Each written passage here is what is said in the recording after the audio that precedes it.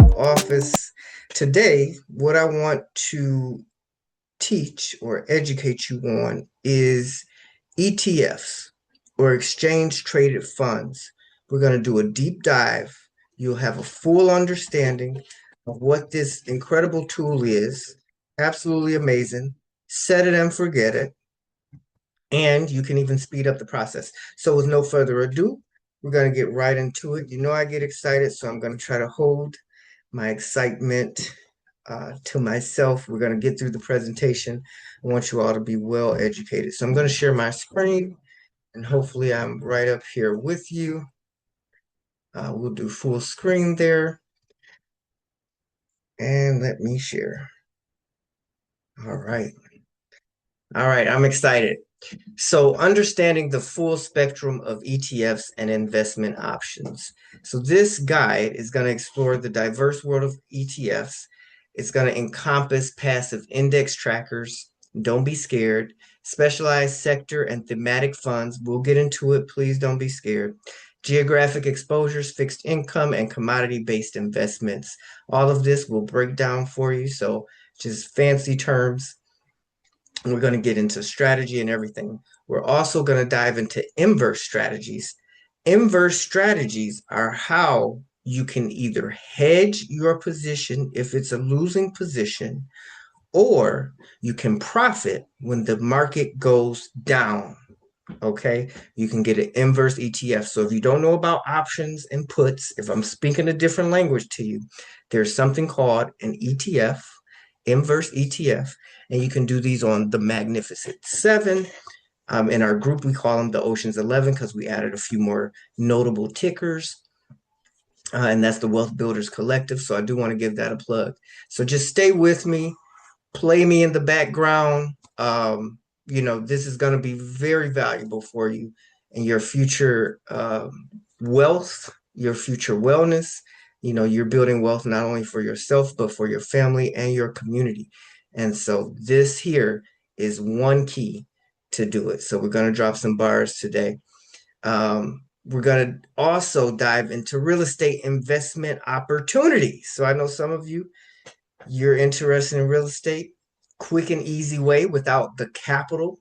Real estate is actually capital intensive. Unless you know how to financially engineer other people's money, then real estate is going to be very capital intensive for you. And so this is an easier way to get into the game. We're going to equip you with the knowledge to build a well-rounded portfolio tailored to your personalized risks, tolerance, and whatever your goals are. So we'll address that because everybody's got a different goal. Everybody's got different risk tolerance. All right, we're going to the next slide. All right, so understanding exchange traded funds. An ETF is going to be a basket of stocks or assets.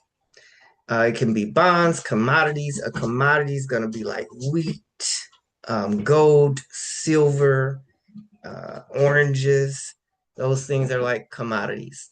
These things are traded on the stock exchange throughout the day, so much like individual stocks, which means that they are liquid, which means you can purchase one now. If you run into some trouble, you can sell it the next day when market hours, when the market is open. So very liquid. It's not a lockup period like a bond or anything like that. And we actually have bond ETFs. If you were thinking about getting actual bonds, we've got those vehicles. So this is a financial vehicle that can solidify and secure your future. What an ETF is going to do is it's going to provide diversification benefits of a mutual fund with the trading flexibility of a stock. And so that's what we're looking for when we look into financial tools and instruments and vehicles. We need flexibility. ETFs are offered a cost-efficient way for investors to gain exposure to a wide range of markets and strategies. They typically have lower expense ratios compared to traditional mutual funds. So if you know a mutual fund lover out there, that's fantastic, but ask them if they know anything about an ETF. because the fees are probably going to be a lot cheaper. And so these can be bought and sold at current market prices. We're going to scroll down a bit. We're going to start to deep dive. So this is where the teaching gets in. Vanguard, so VOO, Vanguard S&P 500 ETF. VOO tracks the S&P 500 index, giving instant exposure to 500 of America's largest companies. This is an example of an index ETF. VOO, I think VLI is one, SPY is one. And so those will mimic the actual index. And so just to break down indexes for you without pulling, actually, I have this right over here. So I've got a great tool. I'm going to flip the screens real quick because I want to show you what an index is. And I want to, you hear my dog over there having a ball with the new toys, if you do hear that. Well, I was going to bring it over here. It's giving me a little bit of trouble.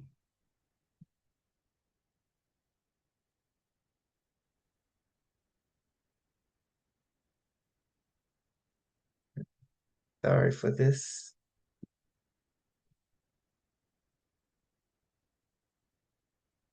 All right, there we go. Finally got it. Wouldn't let me grab it. So we're going to go to indexes here, and we're going to jump right back into the presentation, I promise. But index, so if you look at the Dow Jones, last price is $47,000. If you look at the Russell, I believe the Russell is like, I don't want to give you an incorrect quote, but this right here, IWM, is actually an ETF of the Russell Index. And so you only have to pay 246 for this. Russell Index is small cap stocks. NASDAQ is technology. And it's going to cost you 23,000 for a share of NASDAQ. So what these things do, $6,000 for the S&P index. These tools mimic these indexes. And if I click on one, look at the return that you would have got just getting into one of these tools. Look at that return. Boom. What you're looking at is a stock chart that's skyrocketed. You know, we went from a 15,000 level to 23,000. So if you were in an ETF or if you are in an ETF that mimics one of these indexes, you should see a similar type of return. So that's all I wanted to show. We're jumping back into the presentation. This is where it gets good. ETF structure and the mechanics around the ETF. So ETFs are designed to track the performance of an underlying index or basket of assets. This tracking is achieved primarily through two methods. We physically replicate what the index holds. So the ETF is going to directly hold the securities that comprise its benchmark index in the same proportions. For instance, an S&P 500 ETF using physical replication will own shares of all 500 companies in the index. Synthetic replication. So the ETF is going to use derivatives or swap agreements to replicate the returns of an index. Instead of owning the underlying assets, the ETF enters into a contract with a financial institution that agrees to pay the return of the index. Sounds complex. All you really need to know is which type of ETF you're going to get into. This is just some basics. You can always come back here. The cost of investing in an ETF is represented by the expense ratio. And so that's going to be an annual fee expressed as a percentage of the assets under management. So you have a portfolio manager, they manage the assets, they charge a fee. These fees are going to cover operational costs like management, administration, and marketing. Lower expense ratios are generally preferred as they have a significant impact on long-term returns. I did see an example. Like a 1% or 2% increase in your expense ratio over like a 10, 20-year period could cost you around $16,000. Insane. You could use that money for investing. And so it's going to be important when you do select one of these is to look at the expense ratio.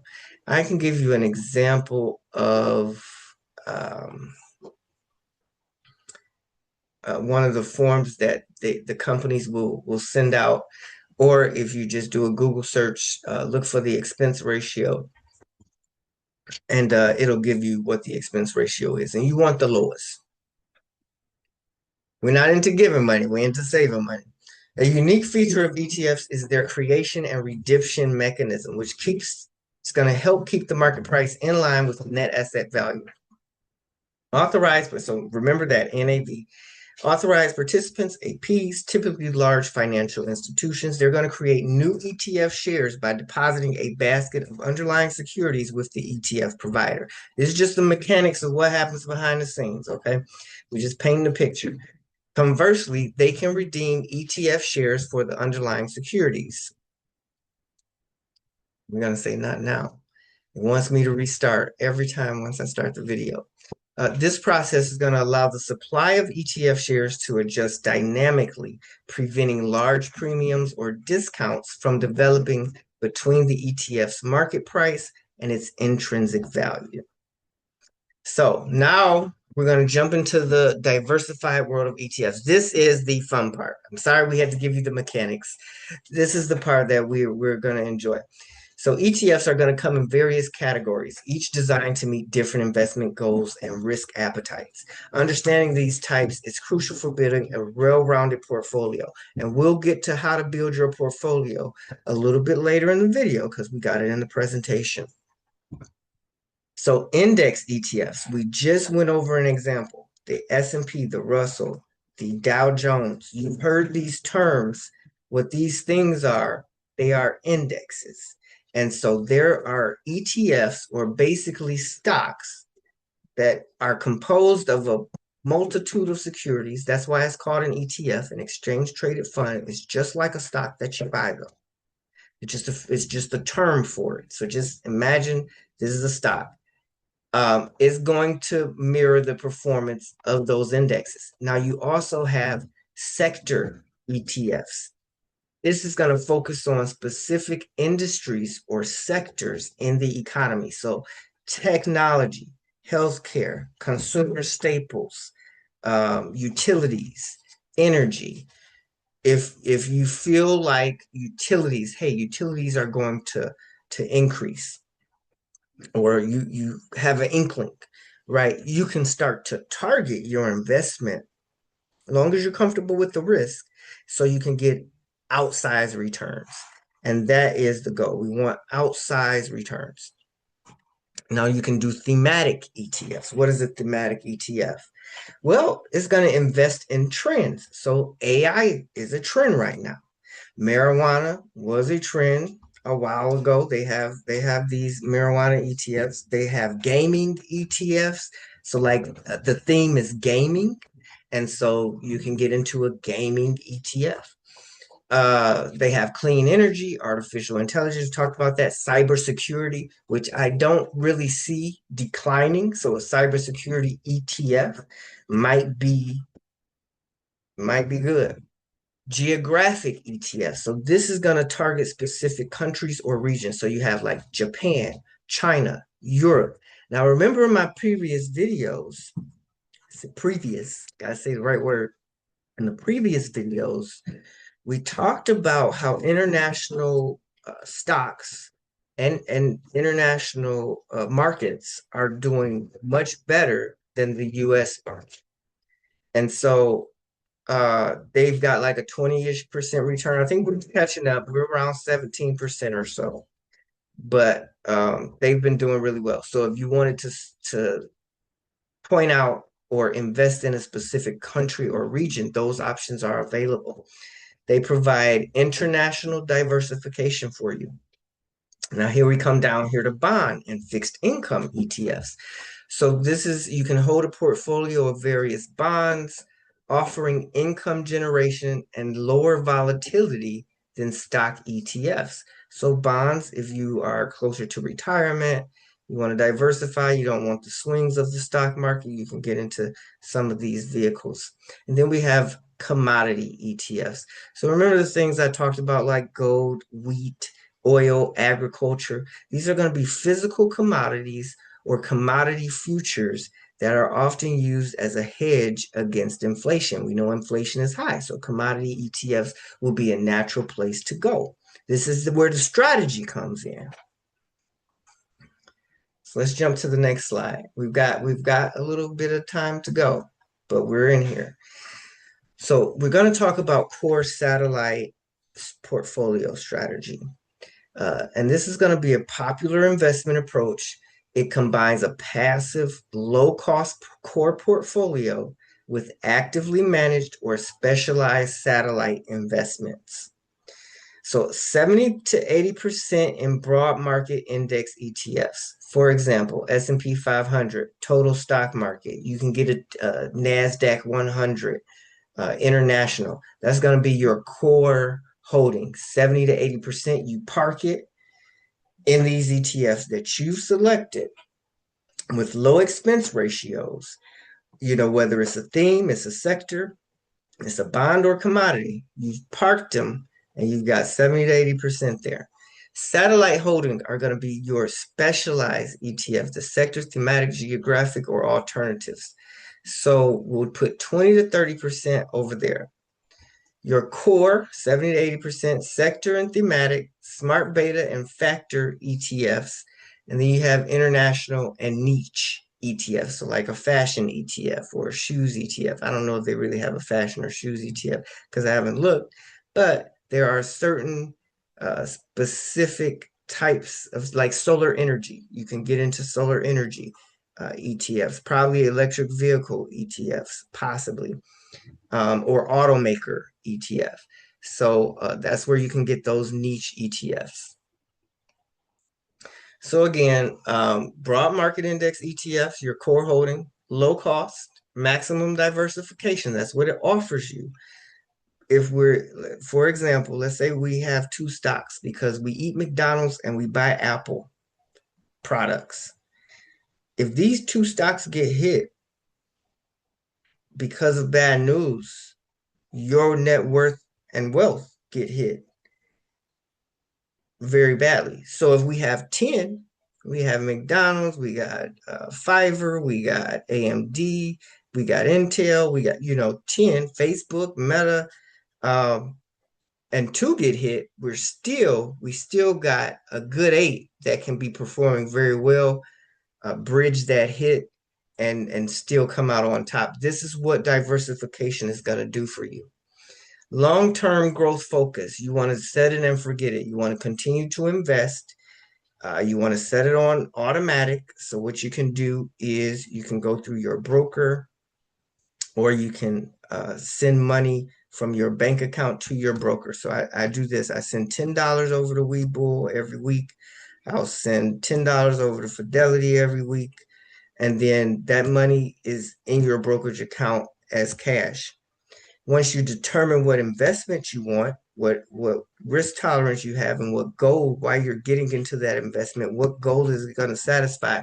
Is it going to satisfy retirement? Is it satisfying marriage? Is it satisfying tuition? What is that goal going to satisfy?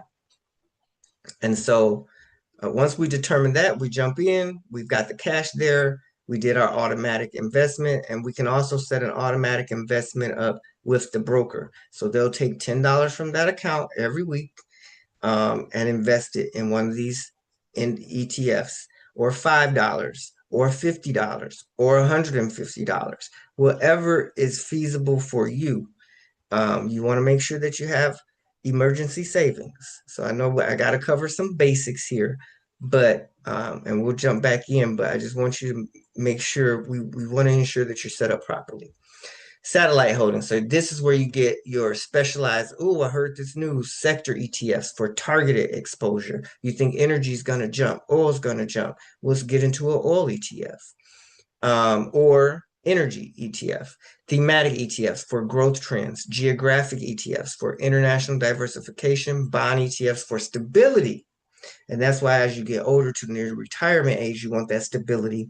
And so you get into these bond ETFs, commodity ETFs for inflation protection. Everybody's getting hit with inflation. And so if you want to protect yourself against inflation, these commodity ETFs are designed to do that. Benefits of this approach. How is this going to help you? How is this information going to help you? It's going to reduce your overall portfolio risk. It's going to maintain a low cost foundation for investing. It's going to allow for tactical positioning, and it provides flexibility for market opportunities. What better? What else would you like? It's a whole meal right here. It's amazing. Let's jump into the next slide so we can get into more strategy. So understanding specific ETF types, inverse ETFs. So this is going to be a little different. So just stay with me. ETF is bullish normally. Inverse states the reverse, which is inverse ETF. So there's going to be bearish. So if you say, hey, the market has gone extremely high, I believe that it's coming down. You can grab one of these inverse ETFs, and if you're right and the market comes down, boom, boom, boom, boom, boom, your money comes up. You start to make money. This is a different type of tool. We're going to get into the risk of this tool. So beyond broad market exposure, ETFs offer specialized options like inverse ETFs designed for particular strategies. It's opposite performance. It's going to deliver opposite daily performance of a benchmark or index using sophisticated derivatives. Derivatives is like financial engineering contracts or tools. Just think of it as that. So a derivative could be, for example, if I own your mortgage, and I own 199 other people's mortgages, that's 100 mortgages that I own. I can now package this mortgage package and sell it or have people invest in it. And as returns come, it basically turns into a derivative. It derives its value off of something else. So like an option. An option is going to derive its value from the stock price. Okay. And so if I sold this package, it kind of derives its value from, the mortgage example was a little tougher, but it just derives its value from something else. It's kind of like those new gambling apps where you can bet on the weather. Like nobody can control that, but it's kind of like they're putting value on something that's not really, it exists, but it's like paper. So that's the best way I can explain a derivative. Derivative strategy. So they use swaps, futures, and other financial instruments to achieve inverse returns on a daily basis. And all this means is these swaps, these futures, these things are derived from their financial instruments derived from something else, which determines their value. Hedging tool. So these inverse ETFs can typically be used for short-term hedging or profiting from anticipated market declines during bearish trends. So for example, we covered this, but if the S&P falls 1% in a day, an inverse S&P 500 ETF aims to rise approximately 1%. It's crucial to understand that this inverse relationship is typically going to hold for single day periods because they do daily rebalancing and compounding effects. So they do some mathematical wizardry in the background, and this is going to make them less suitable for long-term buy and hold strategies and more geared towards active traders with a high risk tolerance. These things can move. And then one other caveat I want to introduce here is that you can do not only one time, you can do it 2 times, 3 times. If you say, I have strong conviction that this S&P index is going to fall, I see the signs in the chart, you can 3 times it. Now, you'll get 3 times your money, or you can lose 3 times your money. So that's the risk. What are you comfortable with? How convicted are you? There is a video that we have on our channel that really dives into inverse ETFs. So just go pick that up if you're interested in how to make money with the market falling. or with Apple falling, Microsoft falling, Google falling. They've got inverse ETFs for all of these. NVIDIA, if you think it's going to fall, we can put an inverse ETF on it. We're going to focus back on the presentation. I want to get these real estate investors their information. So understanding REITs, real estate investment trusts. A real estate investment trusts are companies that own, operate, or finance income producing real estate. They provide a way for individual investors to earn income from large scale commercial properties without having to buy, manage, or finance any properties themselves. Okay, did we hear that? A way for individual investors to earn income. I should point down because I'm probably at the top from large scale commercial properties without having to buy, manage, or finance any properties themselves. So, how do these REITs generate cash flow? They collect rent from tenants. They primarily generate income by collecting rent from various tenants across their properties. They profit from property sales and development. Some REITs they engage in property development and sales. They realize these profits from these transactions. They share it with you because you invested with them. How beautiful. Income from mortgage interest. Mortgage REITs. They specialize in financing properties, earning revenue from the interest on their mortgage investments and fees from property management services. So many REITs, they generate additional revenue by providing management services for their properties. Payout requirements. This is important. If you don't get anything else from here, they must distribute 90% of taxable income as dividends. At least 90%. This is a key regulatory requirement for REITs to maintain their tax advantage status.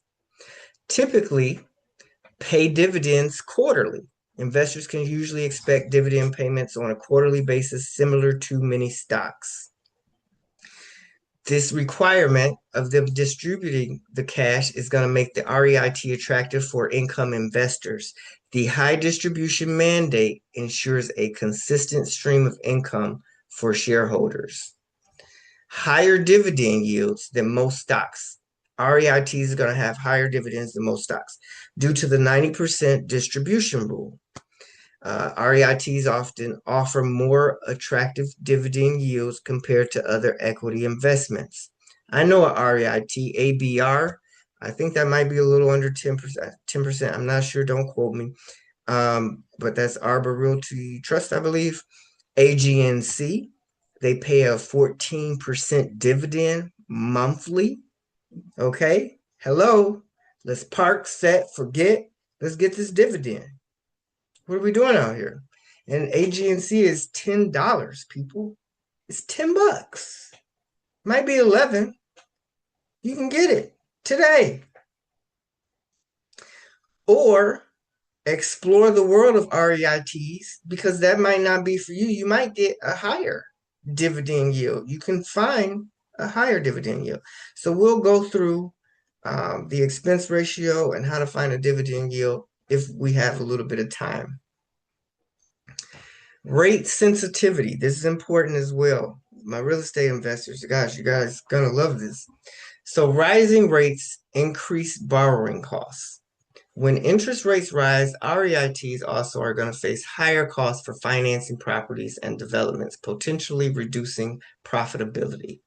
Falling rates they become more attractive versus bonds. Conversely, declining interest rates can make REITs more appealing to investors seeking income as their dividend yields become comparatively higher than bond yields. What's happening right now? The Fed I think we had a quarter rate cut today. So rates are falling. Interest rate risk is going to be a key consideration when investing in REITs as their performance can be significantly impacted by changes in monetary policy. So we got to pay attention to the Fed. Types of REITs. Equity REITs. So these are going to own and operate income-producing real estate, deriving revenue primarily from rents collected on properties like apartments, offices, and shopping centers. Mortgage REITs, they're also known as MREITs. These finance income producing real estate by purchasing or originating mortgages and mortgage-backed securities, earning income from the interest on these investments. Then you have hybrid REITs. As the name suggests, it's going to combine strategies of both equity and mortgage REITs, investing in both physical property and mortgage-backed securities. Let's go to the next slide. I had a bug here, sorry. The dog wants to go out. I don't know if you can hear these things. Advanced ETF strategies, leveraged and inverse ETFs. What are leveraged and inverse ETFs? So we talked a little bit about leveraged ETFs. You can also leverage not only on the inverse side, but you can do inverse. You can do ETFs at 2 times and 3 times. You can do very bullish. So if you said, "Hey, Facebook, I think it's going to explode," you could do a 2-time or 3-time ETF for Facebook. What this is going to do is going to amplify your gain.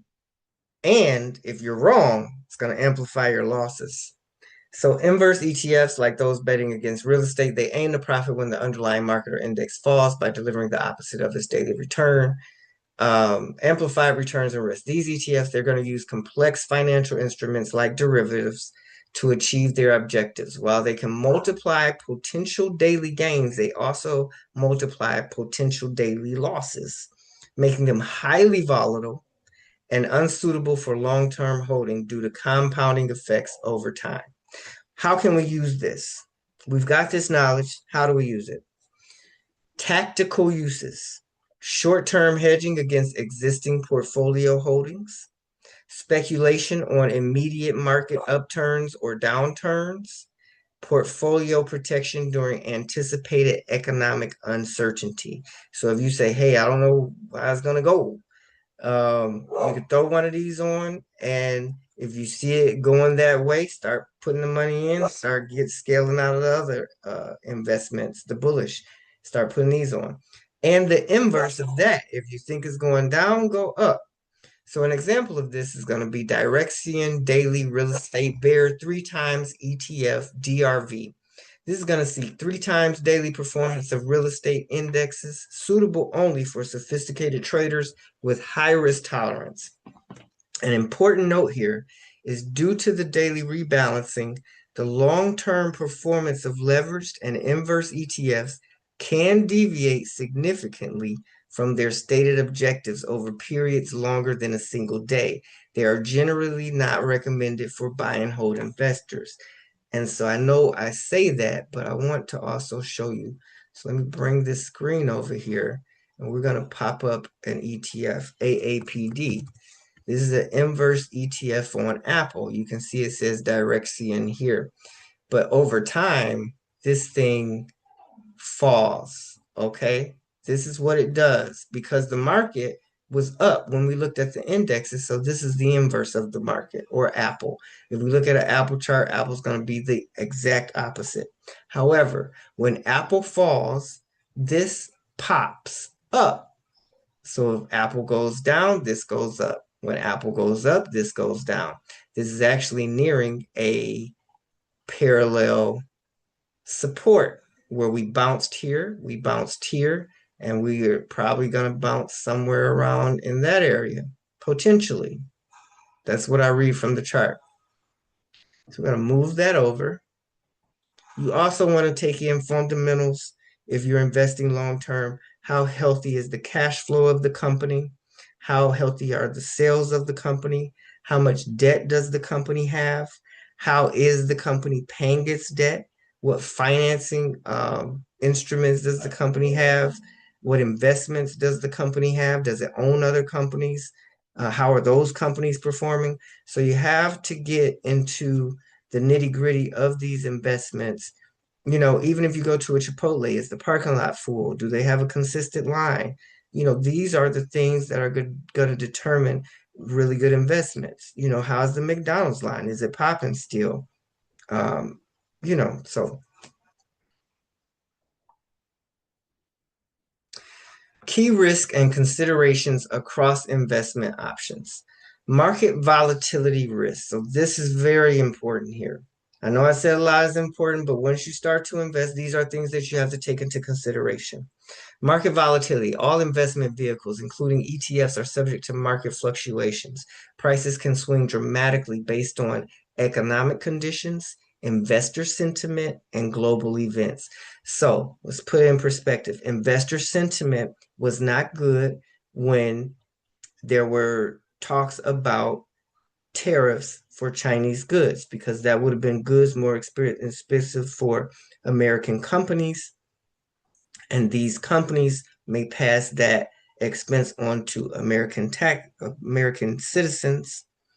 And then if those expenses are passed on, I only have so much expense for the month. But if I get additional expense, the light bill, water bill, gas bill goes up more. Now I have to save less, invest less, or um, cut back on things. And so as an investor, when you hear this tariffs and it's going to be 100% tariff, you that was why the market had the reaction that it had when that announcement came out. So you have to be mindful of that. Global events. There's going to be the turmoil, the political turmoil in Israel, Ukraine, um, or it could be like the hurricanes that are occurring in Jamaica, etc.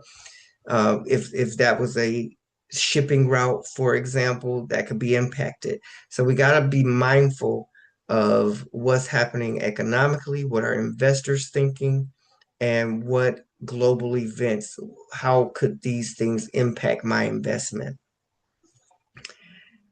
Leverage and inverse product decay. Actually, we'll jump down. No, we'll jump over here. Specialized products like leverage and inverse ETFs are designed for daily returns and can suffer from decay due to compounding effects. In volatile sideways markets, value erodes even if the underlying index returns to its starting point, making them unsuitable for long-term holding. Tracking error.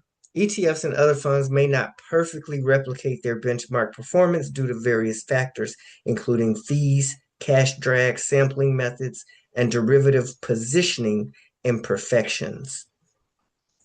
Sector and asset class specific risk. So each investment is going to carry risk, unique risk to that investment. Real estate is going to depend heavily on interest rates and property values. Commodities are sensitive to supply demand shocks, and bond values are going to react to interest rate changes. So understanding these specific drivers is going to be crucial. Comprehensive due diligence essential. Always assess your investment horizon, which is your time horizon, your risk tolerance. Time horizon is going to be 6 months, 2 years, 10 years. Risk tolerance. Do I want to lose 10%? Am I comfortable with that? Or am I comfortable with only a 2% loss? Then if you tell me that, I'm going to steer you to bond ETFs. If you say you're comfortable with 10% loss, I might steer you to um, consumer staples, communications, utilities, maybe a little tech, some light tech. So that's gonna, that determines your investment, your liquidity needs. What do you need this thing to do by the time you're ready to pull it out? Um, you need to double, quadruple. Tell me what you need to do in order to pull it out. And then once you take that, you will understand the mechanics and underlying assets of any product or option before investing. Or you want to thoroughly understand that. So REIT investment considerations, pros and cons. Key risks, concentration risk, geographic concentration in specific markets, property type concentration if you're concentrated too heavily in office or retail or residential, tenant concentration risk.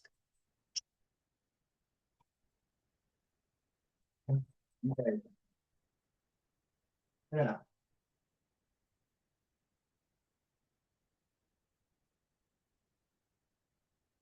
Leverage concerns. REITs often use significant debt financing. High debt to equity ratios amplify both gains and losses. Interest rate changes affect borrowing costs, credit risk during economic downturns. There are sector-specific risks. So retail REITs face e-commerce disruption. Office REITs are impacted by remote work trends. So think about that. If I own office buildings and they're paying me rent, and then now the office building is vacant because everybody's remotely at work, the person that's renting that is going to try to negotiate with me saying that we're not using the property. It's just going to cause headaches.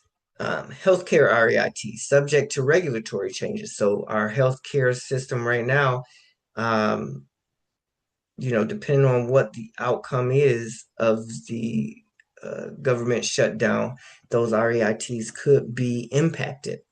Industrial REITs, they benefit from e-commerce growth. Fee considerations. So again, there's management fees. They're going to reduce your returns. Some REITs have higher expense ratios, transaction costs for frequent trading. So you don't want to get in and out, in and out. There could be transaction costs for that. And then tax implications of dividend distributions. So you will have to pay taxes on some of these. Some may be designed for you not to have to pay taxes on. But the advantages are professional property management. You have a professional that you're invested in. They're running this thing like clockwork. Diversification across properties, liquidity compared to direct real estate, and then regular income distributions. Who doesn't like residual income? Clockwork income. We like that. We like it. I like it. I like it. Practical investment strategies and portfolio construction. So, navigating the diverse landscape of investment opportunities can be complex.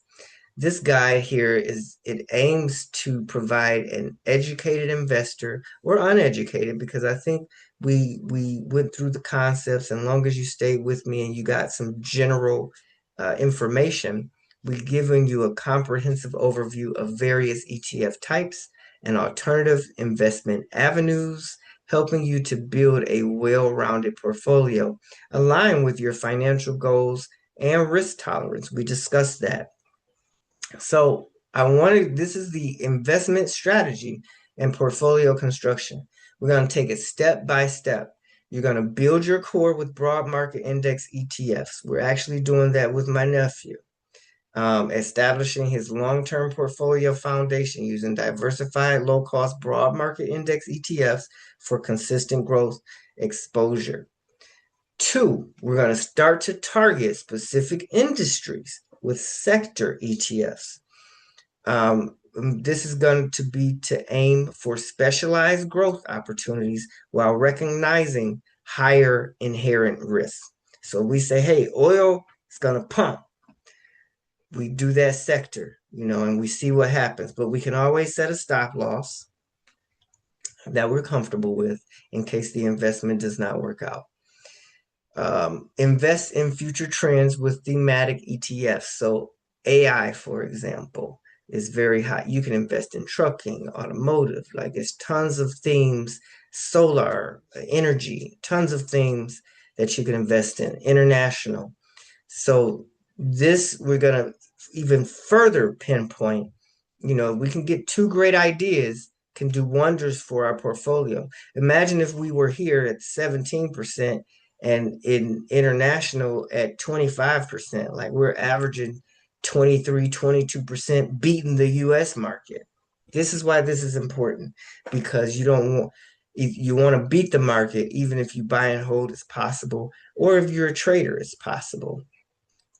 Now, in all the literature that we read, we understand it is highly, you have to be very good to beat the market. But we are going to post our returns end of year, and we are sitting comfortably. The market is catching up, but we're sitting pretty comfortable. Access global markets with geographic ETFs. So this is your geographic ETF. I jumped ahead with the international, but you can go ahead with the geographic ETFs or regions. So Japan, China, Europe, Australia, they might have something. I'm not too keen on anything Australian, but if they do have an ETF, it might be out there. It's so many. Diversify with bond and fixed income ETFs. So get your bond and fixed income, your REITs, even though that's number 8. That's going to give you some fixed income. And then you can hedge against inflation with commodity ETFs. And so I know you wish you had this before inflation started to rise, but we can still hedge against inflation with commodity ETFs. Utilize inverse ETFs tactically for hedging. Okay, so this is like the Hail Mary play. I don't know if any of you are American football, familiar with the American football, but the Hail Mary is a tactic. You don't use that all the time in gameplay. Okay, you don't do it. The I forget the offside kick. You don't do that all the time in gameplay. You use it as a tactic. And so this is going to be for short-term hedging, or you have high conviction on market declines. Explore real estate investment options. So this is going to give you those great real estate benefits without the overhead. You're going to get a professional management. You've got professional portfolio management. And then long as you can understand how they're making money, and you can even look and see how long they've been paying dividends consistently, then that's for you. Exercise caution with leverage products. So this is going to be different leverage products. If you go 2 times, 3 times bullish NVIDIA. So for example, if anybody plays a 2 time, 3 time bullish ETF on NVIDIA, they have made 3 times their dollars. Like incredible, incredible play. But it's risky because NVIDIA moves, and if it goes down, you can lose quickly. Consider broader alternative investments. So this is going to be for experienced investors that seek further diversification. They want to explore alternative assets such as private equity, venture capital, hedge funds, or collectibles, understanding their higher minimums and lower liquidity. So for example, if you're stamp collecting, not everybody's going to be interested in buying the stamp collection. That means it's lower liquidity. Or housing, for example. Uh, it takes a while to sell apartment buildings, commercial buildings, houses. So the liquidity, you can't just buy it today and sell it tomorrow. You can, but I mean, it's not as liquid. Probably won't happen. Review and rebalance your portfolio regularly. So once you get in, you want to maintain your portfolio's alignment with long-term goals by conducting quarterly reviews. And then you rebalance the allocations. You're essentially doing what the portfolio manager that you're paying that expense fee for does. But they might do it more often and differently. But you're essentially, in concept, doing that. And you want to stay informed on market conditions because that can impact your investment. So we got a great graph here, absolutely incredible. 60% core broad market index ETFs, 20% bonds, 10% international, 5% REITs, 5% commodities. I've set your portfolio up for you. If you want a little bit more, you can do 70%, or move it to 80%, and then the following allocations. And so I would say we would go down as we get older. As we get older, we want more bonds. Um, we want more REITs because that's going to pay you the consistent cash. So these are illustrative examples only. You want to adjust this based on your personal risk tolerance. You want to consider your investment timeline. You want to rebalance regularly. And you want to consult your financial advisor for personalized advice. These allocations are for educational purposes only and not personalized investment advice.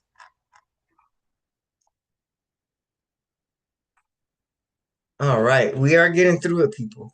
So ETF and REIT selection checklist. I'm giving you a checklist here to evaluate your ETFs and REITs. So keep this checklist. And if you put a comment, we'll give you a downloadable copy from the website.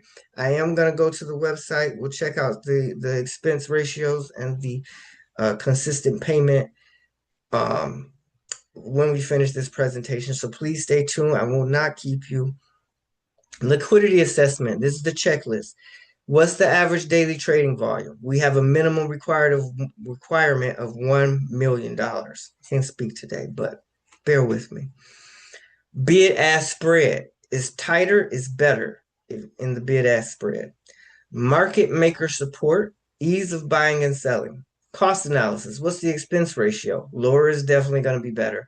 What are the trading commissions? Is it tax efficient? What's the total cost of me owning this ETF?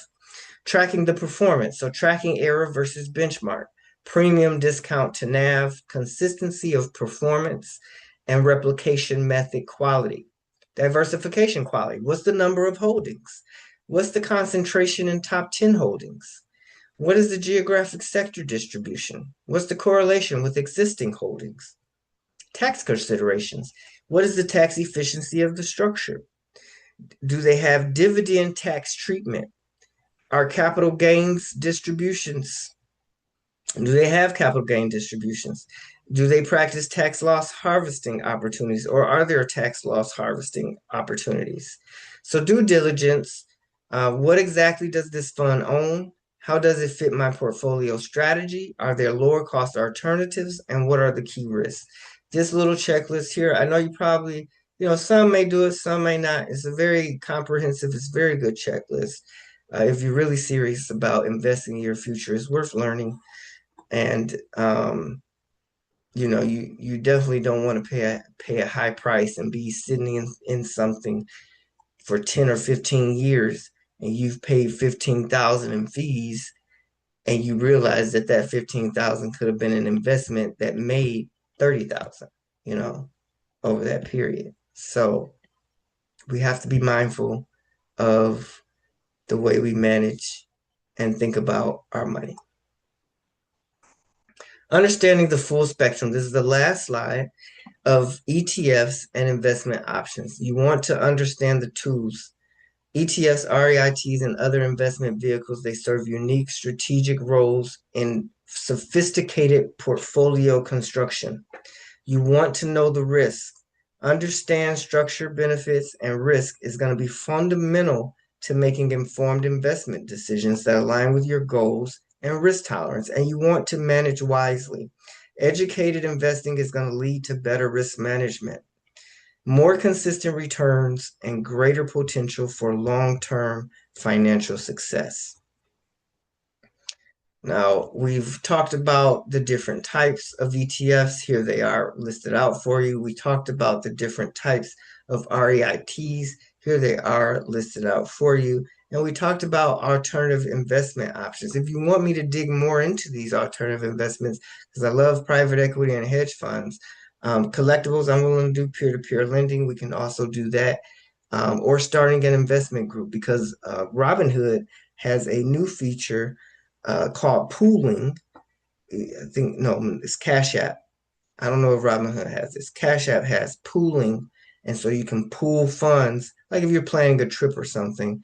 But you can also pool funds to do something like to invest, not to spend, but to invest. And you can start an investment group. So start with clear goals. If you want any of that additional information, drop a comment. I'll make a video for it, because I'm out here for you on your behalf. I want you to succeed. I want you to be successful, and I want to hear a story about how my video made you invest and you became a millionaire. Okay? I want that for you. If nobody else wants it, I want it for you. Define your investment objectives, your time horizon, your risk tolerance. Diversify wisely across asset classes, and use these powerful tools to build a resilient, growth-oriented portfolio that can weather market cycles. This is education only, not financial advice. Consult a qualified financial advisor before making investment decisions. We're going to exit this. I'm going to pull up Yahoo Finance. Well, we can, yeah, actually, we're going to Google. I'm going to do an ETF. Um, let's do a AGNC dividend payout history. So we'll do that. And you'll see this here. It is not, I'm not telling you to get into this, but we can see, and their dividend dropped, okay? But ooh, they were paying 125 all the way in 2012. So it did drop. It's 12 cents now. That 125 looks appetizing, but it's 12 cents now. They've been paying that 12-cent dividend since 2020. Um, we go up here, look at this dividend yield, 14%. 14%. Your annual dividend is 144. AGNC is $10.11. Okay? This is a REIT. Now let's look at SPY. Let's see if it'll give me, let's see if this will give me what I want it to give me. Or we can look at VOO. I don't know if it's going to give me that. It might be certain securities on the NASDAQ. So this is being slow, and I don't want to hold you. VOO Holdings. So we'll look at VOO. This mimics the S&P. So we got Vanguard. Vanguard does very good products. So what did we see here? We saw performance and fees. We're going to jump into that. You can see the price of this is 631. They give you total returns. Look at this. So month in, 3% return, not bad. 3 month total, 8%, not bad. Year to date, 14%, not bad. 1 year, 17%. Year to date is January to today. 1 year, I think that's a rolling, like from whatever today's date is back to October 29th of 2024. 17%, 26% 3 year. Like this is fire right here. I don't know if they use fire. Drop a comment if it's a different word, but this is it. Let's look at let's see if we can look at the holdings. Expense ratio, boom, 0.03%. Average expense ratio of similar funds, 0.74%. Look at that. This is nice. We got the price here, portfolio composition. So it's a blend of large cap and weighted exposure. So this is the weighting, financials. This is the weighting of each of these sectors in this index. And look at this. This is the holdings. So look at this. You get a plethora of stocks, Nvidia, Microsoft, Apple, Amazon. All of these are doing fantastic. They're very high priced. Meta, Broadcom, Google, Tesla, Berkshire Hathaway. This is a great one, Class B. And they've got 503 holdings here. So Netflix, you watch Netflix all the time. You can be an investor right here. MasterCard, you run your card every day. You get gas every day. Exxon, Oracle, using computers every day. Walmart, you shopping for groceries every day. Johnson & Johnson, you put on baby oil lotion every day. Palantir, this is a government AI contractor, very good company. Eli Lilly, JP Morgan, you bank at Chase. Why not invest in Chase? You got all of these right in VOO right here for you. And there's many more. Uh, we can do this. We can do this. We can say list most popular ETFs for 2025. Some things are all in the prompt, people. You just have to know what to search for. And so let's do this. VTI, QQQ, IVV, SCHD, dividend equity. These are your most popular. So then you've got gold miners. You know gold has been doing fantastic. 102% year-to-date return as of September 2025. The ticker is RING. Global Gold Miners. It's crazy. Global Defense, SHLD, Bitcoin Trust, Magnificent Seven, and you can buy this today and sell it tomorrow. So this is I just wanted to give you a little bit of knowledge, break down what ETFs are. I appreciate your time. Thank you for your patience. I know the dog was barking, playing with toys in the background, doing all kind of craziness. So thank you. And until next time, just drop something in the comments. Let me know what you're looking for, and we'll get to it. Appreciate you.